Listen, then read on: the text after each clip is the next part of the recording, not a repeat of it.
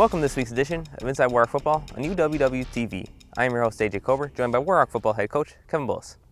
Coach, congratulations on the win against Stout last weekend. How were you able to dominate the run game as Whitewater had 283 rushing yards while limiting Stout to just 13?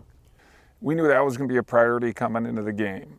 Both sides of the ball dominate the run game.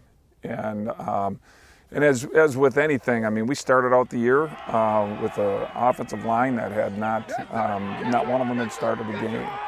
And that takes time to mesh. And you're seeing it each week. You're seeing our run game just develop and gain more confidence, obviously, with two great tailbacks like Tamir Thomas and Jalen Edmondson really adds into that ability. And that's the thing that's real exciting.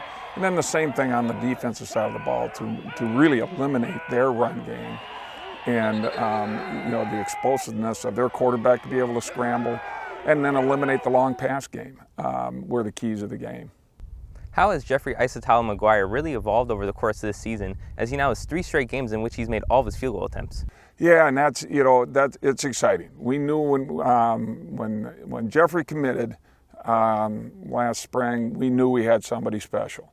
Very mature young man. He's old for a freshman, and a young man that has a great pedigree in kicking and studying the game. And believe it or not, he studies his game. And that was something that we just felt he needed to get back into that mode and missed some early. But we were very confident in him. And in the end of the day, he's really accelerated during the course of the season. Looking ahead to your next opponent, UW-Stevens Point, what is different about this Pointers team in comparison to years prior? Yeah, they have a new staff. But their head coach comes from actually UW-Oshkosh. And so, I mean, we're seeing very similar defensive schemes as was run at Oshkosh, which they're ultimately telling you, hey, we're not going to let you throw the ball and throw it deep. And they're going to put 8 people in coverage. So we're going to see a similar defense that we've seen there in the past. And offensively, yeah, they really want a quarterback that's going to be a dual threat, be able to run the ball, be able to throw the ball, and he definitely can.